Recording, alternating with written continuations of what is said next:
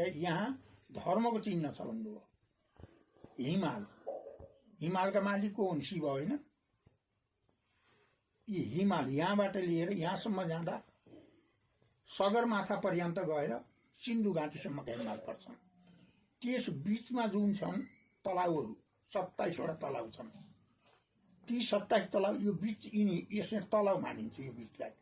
त्यसपछिको किनारी साना हिमालहरू, अनि त्यसपछि गएर यो जुन बीचमा यसरी आइयो, दामोदर कुण्डबाट निस्केर आएकी काली यहाँ परे, त्रिशुली यहाँबाट यसरी गएर यहाँ सङ्गम हुँदा देवघाट भयो।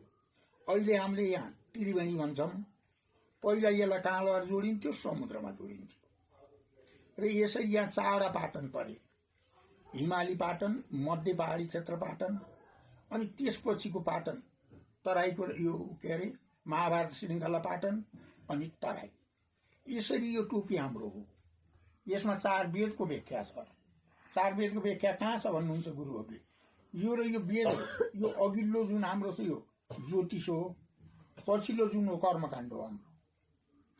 ज्योतिष कर्मकाण्डसित सम्बन्ध राखेर यो टोपी जति वैदिक शुक्ल यजुर्वेद पढ्ने होला, कृष्ण यजुर्वेद पढ्ने होला, ऋग्वेद पढ्ने होला, सामवेद पढ्ने होला, कुनैले पनि टोपी छोड्दैन थियो त्यतिखेर।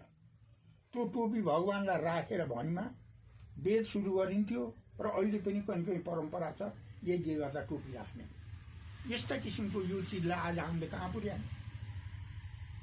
यसलाई फालेर पाश्चात्य जहाँ धर्मको आधारै छैन तिनका चिन्ह हामीले धारणा गरेका हुनाले यो हिमाली शिव रामसित सम्बन्ध छ। कसरी सम्बन्ध भयो त? सगरमाथाबाट निक्लेको नदी कहाँ पुग्यो त? रामेश्वरमा यज्ञ भएन? राम शिवको स्थापना गर्नुभयो नि।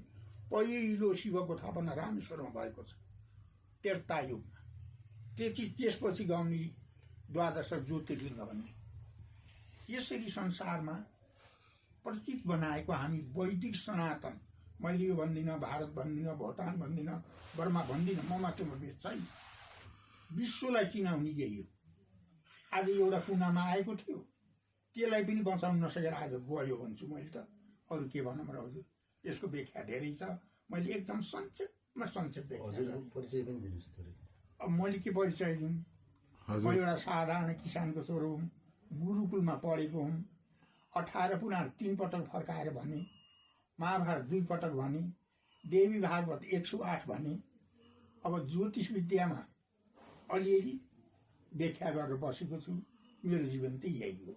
अब राजनीतिमा 29 सालदेखि टाउका अमूल्य तुतिएर 34 सालसम्म राजनीति फिल्डमा हिँडेको हुँ।